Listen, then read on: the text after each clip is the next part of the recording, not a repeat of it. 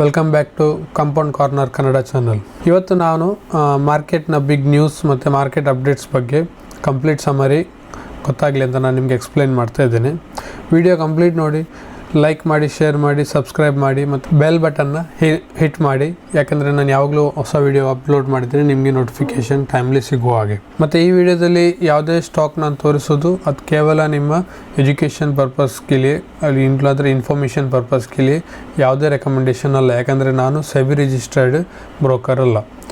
So ಹಾಗಾದರೆ ಗೆಳೆಯರೇ, ಇವತ್ತಿನ ವಿಡಿಯೋ ಶುರು ಮಾಡೋಣ. ಮೊದಲನೇದಾಗಿ ಅಕ್ಸೆಂಚರ್. ಸೊ ಅಕ್ಸೆಂಚರ್ ಇದು ಕ್ವಾರ್ಟರ್ಲಿ ರಿಸಲ್ಟ್ಸ್ ಬಂದಿದೆ ಅವರದಲ್ಲಿ. ಅಲ್ಲಿ Q1 ನಡೀತಾ ಇದೆ. ಸೊ ಹಾಗಾಗಿ ಅವರ ರಿಸಲ್ಟ್ಸ್ನ ನಿಮಗೆ ನೋಡಲಿಕ್ಕೆ ಸಿಗ್ತಾ ಇದೆ. ಸೊ ರಿಸಲ್ಟ್ಸ್ ಹೇಗಿದೆ? ಸೊ ನೋಡಿದರೆ ಕಂಪನಿ ನಂಬರ್ಸ್ ಪ್ರೆಸೆಂಟ್ ಮಾಡಿದೆ. ಅವರ ಟೋಟಲ್ ರೆವೆನ್ಯೂ $18.74 ಬಿಲಿಯನ್ ಆಗಿದೆ. ಆದರೆ ಅನಾಲಿಸ್ಟ್ಸ್ ಇದು ಎಕ್ಸ್ಪೆಕ್ಟೇಷನ್ ಎಷ್ಟಿತ್ತು ಅಂದರೆ ಅವ್ರದ್ದು $18.52 ಬಿಲಿಯನ್ ಎಕ್ಸ್ಪೆಕ್ಟೇಷನ್ ಇತ್ತು. ಸೊ ಎಕ್ಸ್ಪೆಕ್ಟೇಷನ್ಗಿಂತ ಜಾಸ್ತಿ ನಿಮಗೆ ರೆವೆನ್ಯೂ ನೋಡಲಿಕ್ಕೆ ಸಿಗ್ತದೆ. ಇದೊಂದು ದೊಡ್ಡ ಪಾಸಿಟಿವ್ ನ್ಯೂಸ್. ಸೊ ಅದರೊಟ್ಟಿಗೆ ಇನ್ನೊಂದು ಏನಾಗಿದೆ ಅಂದರೆ ಅವರು ಹೇಳಿದ್ದಾರೆ ಇನ್ನು ಮುಂದೆ ಅವರು AI ರೆವೆನ್ಯೂವನ್ನು ಸಪ್ರೇಟಾಗಿ ರಿಪೋರ್ಟ್ ಮಾಡೋದಿಲ್ಲ. ಸೊ ಯಾಕೆಂದರೆ ಇಷ್ಟರವರೆಗೆ ಏನು ಮಾಡ್ತಿದ್ರು ಅಂತ ಹೇಳಿದರೆ ಅವರು AI ಒಂದು ಸಪ್ರೇಟ್ ಪ್ರಾಡಕ್ಟ್ ಆಗಿ ಮತ್ತು ಪ್ಲಸ್ ಬೇರೆ ಸರ್ವಿಸಸ್ ಅವ್ರದ್ದು ಏನಿದೆ ಅದನ್ನೆಲ್ಲ ಅವರಿಗೆ ಸಪ್ರೇಟಾಗಿ ತೋರಿಸ್ತಾ ಇದ್ರು. ಸೊ ಇನ್ನು ಮುಂದೆ ಅವ್ರು ಹೇಳ್ತಾರೆ ನಾವನ್ನು ಸ್ಟಾಪ್ ಮಾಡ್ತೇವೆ AI ಸಪ್ರೇಟಾಗಿ ರೆವೆನ್ಯೂ ಆಗಿ ತೋರಿಸೋದು. ಯಾಕೆಂದರೆ ಅವ್ರು ಹೇಳ್ತಾ ಇದ್ದಾರೆ AI ರೆವೆನ್ಯೂ ಅಂತ ಸಪ್ರೇಟ್ ಕ್ಯಾಟಗರಿಗೆ ರಿಪೋರ್ಟ್ ಮಾಡ್ತಾ ಇಲ್ಲ. ಯಾಕೆಂದರೆ ಕಂಪನಿ ಹೇಳ್ತದೆ AI ಸರ್ವಿಸ್ ಎಲ್ಲ ಡಿಜಿಟಲ್ ಸೊಲ್ಯೂಷನಲ್ಲಿ ಮಿಕ್ಸ್ ಆಗಿದೆ. ಅಂದರೆ ಅವರು ಕೊಡುವ ಎಲ್ಲ ಸರ್ವಿಸ್ ಒಳಗೆ AI ಇನ್ಕ್ಲೂಡ್ ಮಾಡುತ್ತಿದ್ದಾರೆ. ಸೊ ಹಾಗಾಗಿ ಅದನ್ನು ಅವರಿಗೆ ಸಪ್ರೇಟಾಗಿ ತೋರಿಸಲಿಕ್ಕೆ ಆಗೋದಿಲ್ಲ. ಸೊ ಸಪ್ರೇಟ್ ಹೈಲೈಟ್ ಆಗಿ ಮಾಡೋದಕ್ಕೆ ಅದರಲ್ಲಿ ಏನು ಲಾಜಿಕ್ ಇಲ್ಲ ಅಂತ ಅವ್ರು ಹೇಳ್ತಾ ಇದ್ದಾರೆ. ಯಾಕೆಂದರೆ ಆ ಸರ್ವಿಸ್ ಆಲ್ರೆಡಿ ಆ ಪ್ರಾಡಕ್ಟಲ್ಲಿ ಇರೋದ್ರಿಂದ ಅದನ್ನು ಸಪ್ರೇಟಾಗಿ ತೋರಿಸೋದು ಅದು ಒಂದು ಲಾಜಿಕೇಬಲ್ ಅಲ್ಲ. ಸೊ ಹಾಗಾಗಿ ಅವರೊಂದು ಖಾಲಿ ಸರ್ವಿಸನ್ನೇನು ತೋರಿಸ್ತಾರೆ ಅಂಥೇಳಿ.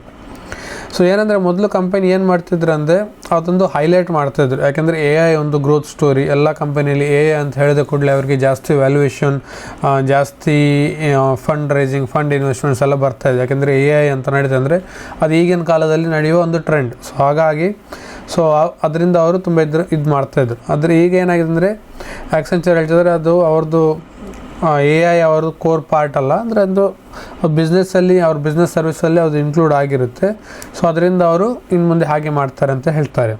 ಇಂಡಿಯನ್ IT ಕಂಪನೀಸ್ ಈ ಚೇಂಜಸನ್ನು ಹೇಗೆ ಅಡಾಪ್ಟ್ ಮಾಡ್ತಾರೆ ಅಂದರೆ ಇದೊಂದು ಈಗ ಹೊಸ ನಿಮಗೆ ನ್ಯೂಸ್ ನೋಡಲಿಕ್ಕೆ ಸಿಗ್ತದೆ. ಯಾಕೆಂದರೆ ಆಕ್ಸೆಂಚರ್ ಈ ಥರ ಮಾಡ್ತಾ ಇದೆ ಅಂತ ಹೇಳಿದರೆ ಇಂಡಿಯಾದಲ್ಲಿರುವ IT ಕಂಪನೀಸ್ಗಳು ಹೇಳಿದ್ದಾರೆ ನಿಮಗೆ TCS ಆಗಲಿ, ಇನ್ಫೋಸಿಸ್, ವಿಪ್ರೋ ಅವರು ಇದೇ ಟ್ರೆಂಡನ್ನು ಇನ್ನು ಮುಂದೆ ಫಾಲೋ ಮಾಡೋದು ನಿಮಗೆ ನೋಡಲಿಕ್ಕೆ ಸಿಗ್ಬೋದು.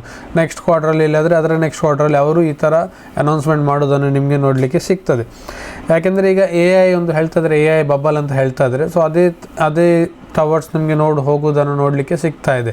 ಯಾಕೆಂದರೆ ಅವ್ರಿಗೆ ಕರೆಕ್ಟಾಗಿ AI ರೆವೆನ್ಯೂ ಮಾಡೆಲ್ನ ಡಿಸ್ಕ್ರೈಬ್ ಮಾಡಲಿಕ್ಕೆ ಆಗ್ತಾಯಿಲ್ಲ. ಸೊ ಈ ಥರದೊಂದು ಅವರು ಸ್ವಲ್ಪ ಸೆಂಟಿಮೆಂಟ್ಸ್ನ ಕೂಲ್ ಡೌನ್ ಮಾಡಲಿಕ್ಕೆ ಅವರು ಈ ಥರ ವರ್ಡ್ಸ್ನ ಚೇಂಜ್ ಮಾಡ್ತಾ ಇದ್ದಾರೆ. ಸೊ ಆಕ್ಸೆಂಚರ್ ಮೊದಲು ಏನು ಮಾಡ್ತಿತ್ತು ಅಂತ ಹೇಳಿದರೆ ಅವರು AI software, cloud formation, automation ಎಲ್ಲ ಮಿಕ್ಸ್ ಈ ಥರ ಪ್ರಾಡಕ್ಟ್ಸ್ನ ಅವ್ರು ಮಾಡ್ತಾಯಿದ್ರು. ಸೊ ಅದರೊಳಗೆ AI ಅವರು ಇಂಪ್ಲಿಮೆಂಟ್ ಮಾಡ್ತಾಯಿದ್ರು. ಸೊ ಪ್ರೀವಿಯಸ್ಲಿ ಏನಂದರೆ AI ರೆವೆನ್ಯೂ ಕ್ಯಾಟಗರಿ ಇದ್ದಾಗ ಅವರಿಗೆ ಅದೊಂದು ಕೂಲ್ ಟಾಪಿಕ್ ಆಗಿತ್ತು.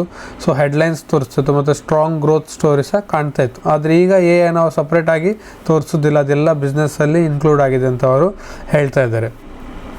ಸೊ ಇನ್ನು ಮುಂದೆ ನೋಡಬೇಕು ಮಾರ್ಕೆಟ್ ಇದನ್ನು ಹೇಗೆ ಅಕ್ಸೆಪ್ಟ್ ಮಾಡ್ತದೆ ಅಂತ ಹೇಳಿದರೆ. ಸೊ ಇವತ್ತು ನೀವು ಅಕ್ಸೆಂಚರ್ದು ಸ್ಟಾಕ್ ಪ್ರೈಸ್ ನೋಡಿದರೆ US ಅಲ್ಲಿ ನಿಮಗೆ 1.65% ಡೌನ್ ನೋಡಲಿಕ್ಕೆ ಸಿಗ್ತಾ ಇದೆ. ಯಾಕಂದರೆ ನಂಬರ್ಸ್ ಕಂಪನಿ ತುಂಬ ಚೆನ್ನಾಗಿ ನಿಮಗೆ ನೋಡಲಿಕ್ಕೆ ಸಿಗ್ತಾ ಇತ್ತು. ಅವರು ಏನು ಎಕ್ಸ್ಪೆಕ್ಟೇಷನ್ ಇತ್ತು ಅದಕ್ಕಿಂತ ಜಾಸ್ತಿ ಅವರು ನಂಬರ್ಸ್ ತೋರಿಸಿದ್ದಾರೆ. ಆದರೆ ಏನಂದರೆ ಅವ್ರು AI ವರ್ಡ್ನ ತೆಗೆದ್ರಲ್ಲ, ಸೊ ಅದರಿಂದ ಅಂದರೆ ಸಪ್ರೇಟಾಗಿ ಅವ್ರು ರಿಪೋರ್ಟ್ ಮಾಡೋದಿಲ್ಲ ಅಂತ ಹೇಳಿದ್ರಲ್ಲ, ಅದರಿಂದ ಮಾರ್ಕೆಟಿಗೆ ಸ್ವಲ್ಪ ಸೆಂಟಿಮೆಂಟ್ಸ್ನ ಹಾಳಾಗೋದನ್ನು ನಿಮಗೆ ನೋಡಲಿಕ್ಕೆ ಸಿಗ್ತಾ ಇದೆ. ಸೊ ಪ್ಲಸ್ ಇದೇ ಥರ ನೋಡೋದಾದರೆ ನಮ್ಮ US ಅಲ್ಲಿ ನಮ್ಮ ಇಂಡಿಯನ್ ಕಂಪನೀಸ್ ಕೆಲವು ಲಿಸ್ಟ್ ಆಗಿರೋದು ನಿಮಗೆ ನೋಡಲಿಕ್ಕೆ ಸಿಗ್ತದೆ. ಸೊ ಅದರಲ್ಲಿ ನೋಡೋದಾದರೆ ಅದನ್ನು ಇನ್ನು ADR ಅಂತ ಹೇಳ್ತಾರೆ. ಸೊ ಅಲ್ಲಿ ನಿಮಗೆ ನೋಡ್ಬೋದು ಇನ್ಫೋಸಿಸ್ ಇದೆ, ವಿಪ್ರೋ ಇದೆ. ಸೊ ಆದರೆ ಅವರು ಇವತ್ತು ನಿಮಗೆ 1.23%, 2.31% ಗ್ರೀನಲ್ಲಿ ಟ್ರೇಡ್ ಮಾಡ್ತಾ ಇದ್ದಾರೆ. ಸೊ ನೋಡಬೇಕು ನಾಳೆ ನಮ್ಮ ಮಾರ್ಕೆಟಲ್ಲಿ ಇವರು ಹೇಗೆ ಪರ್ಫಾರ್ಮ್ ಮಾಡ್ತಾರಂತೇಳಿ. ಯಾಕೆಂದರೆ ಆಕ್ಸೆಂಚರ್ ಕೊಡುವ ಗೈಡೆನ್ಸ್ ಏನಿರುತ್ತೆ, ಅವ್ರ ನಂಬರ್ಸ್ ತೋರಿಸೋದೇನಿದೆ ಅದು ನಮ್ಮ ಇಂಡಿಯನ್ IT ಕಂಪನೀಸ್ಗೆ ಒಂದು ತುಂಬ ಅಂತ ಹೇಳ್ತಾರೆ ರೋಡ್ ಮ್ಯಾಪ್ ಥರ ನಿಮಗೆ ನೆಕ್ಸ್ಟ್ ಕ್ವಾರ್ಟರಲ್ಲಿ ಏನು ಎಕ್ಸ್ಪೆಕ್ಟ್ ಮಾಡ್ಬೋದು ಅಂತೇಳಿ ಇನ್ವೆಸ್ಟರ್ಸ್ ಒಂದು ಎಕ್ಸ್ಪೆಕ್ಟೇಷನ್ ಇಡ್ತಾಯಿದ್ರು. ಸೊ ನಾಳೆ ನೋಡಬೇಕು ನಮ್ಮ IT ಕಂಪನೀಸ್ ಯಾವ ಥರ ಪರ್ಫಾರ್ಮ್ ಮಾಡ್ತಾರಂತ ಹೇಳಿ. ಸೊ ಅದೇ ಥರ ಈಗ ನೋಡಿದರೆ ಓಲಾ ಎಲೆಕ್ಟ್ರಿಕ್ ಈ ಕಂಪನಿ ತುಂಬ ದಿನದಿಂದ ಚರ್ಚೆಯಲ್ಲಿದೆ. ಯಾಕೆಂತ ಹೇಳಿದರೆ ಅವರ ಪ್ರಮೋಟರ್ ಭಾವೇಶ್ ಅಗರ್ವಾಲ್ ಅವರು ಕಂಟಿನ್ಯೂಸ್ ಆಗಿ ಅವರ ಸ್ಟೇಕನ್ನು ಸೆಲ್ ಮಾಡ್ತಾ ಇದ್ದಾರೆ ಕಂಪನಿಯಲ್ಲಿ. ಸೊ ಇವತ್ತಿಗೆ ಮೂರನೇ ದಿನ ಆಲ್ಮೋಸ್ಟ್ 2.2% ಸ್ಟೇಕ್ ಅವ್ರ ಕಂಪನಿಯಲ್ಲಿ ತೆಗೆದಿದ್ದಾರೆ. ಸೊ ಆಲ್ಮೋಸ್ಟ್ ಹೇಳ್ಬೋದು 300 ಕೋಟಿಗಿಂತ ಜಾಸ್ತಿ ಅವರು ಅವರ ಸ್ಟೇಕ್ನ ಸೇಲ್ ಮಾಡಿದ್ದಾರೆ. ರೀಸನ್ ಏನಂತ ಕೇಳಿದರೆ ಅವ್ರು ಹೇಳ್ತಾರೆ ಟು ರೀಪೇ ಪ್ರಮೋಟರ್ ಲೋನ್, ಅವ್ರದ್ದು ಪ್ರಮೋಟರ್ ಲೋನ್ ಇದೆ ಅಂಥೇಳಿ, ಹಾಗಾಗಿ ಅವರು ಅದನ್ನು ಕ್ಲಿಯರ್ ಮಾಡ್ತಾರೆ ಅಂಥೇಳಿ ಅವ್ರು ಇಷ್ಟನ್ನು ಸೇಲ್ ಮಾಡ್ತಾ ಇದ್ದಾರೆ. ಅವ್ರ ಪ್ರಮೋಟರ್ ಲೋನ್ ಇರೋದು 260 ಕೋಟಿ, ಆದರೆ ಅವ್ರು ಸೇಲ್ ಮಾಡಿದ್ದಾರೆ 300 ಕೋಟಿಗಿಂತ ಜಾಸ್ತಿ ವ್ಯಾಲ್ಯೂಯೇಷನ್ ಸ್ಟಾಕ್ಸ್ನ ಅವರು ಸೇಲ್ ಮಾಡಿದ್ದಾರೆ. ಸೊ ಇದನ್ನು ಏನು ಮಾಡಿದ್ದಾರೆ, ಇನ್ವೆಸ್ಟರ್ನ ಕಾನ್ಫಿಡೆನ್ಸ್, ಎಸ್ಪೆಷಲಿ ರಿಟೇಲ್ ಇನ್ವೆಸ್ಟರ್ಸ್, ಯಾಕಂದರೆ ಈ ಕಂಪನಿ ಲಿಸ್ಟ್ ಆಗಿರೋದು ತುಂಬ ಹೈಪಲ್ಲಿ ಲಿಸ್ಟ್ ಆಗಿತ್ತು ಮಾರ್ಕೆಟಲ್ಲಿ. ಸೊ ಆದ ನಂತರ ಈಗ ಇವರು ಕಂಟಿನ್ಯೂಸ್ ಆಗಿ ಅವ್ರ ಬಿಸ್ನೆಸ್ ಮೇಲೆ ತುಂಬ ಪ್ರಭಾವ ಬಿದ್ದಿದೆ. ಸೊ ಅದು ಶೋರೂಮ್ಸ್ ಕ್ಲೋಸ್ ಆಗಿದೆ, ಈ ಥರ ಸೋಷಿಯಲ್ ಮೀಡಿಯಾದಲ್ಲಿ ತುಂಬ ನ್ಯೂಸ್ ನೀವು ನೋಡಿದ್ದೀರ already. So even plus companies ಒಂದು ಲಾಸ್ ಮೇಕಿಂಗ್ ಕಂಪನಿ. ಸೊ ಹಾಗಾಗಿ ಇದನ್ನು ಈಗ ಈ ಟೈಮಲ್ಲಿ ಅವರು ಈ ಥರ ಸ್ಟೇಕ್ ಸೇಲ್ ಮಾಡೋದು ಇನ್ನೂ ತುಂಬ ನೆಗೆಟಿವಿಟಿ ತರ್ತಾ ಇದೆ.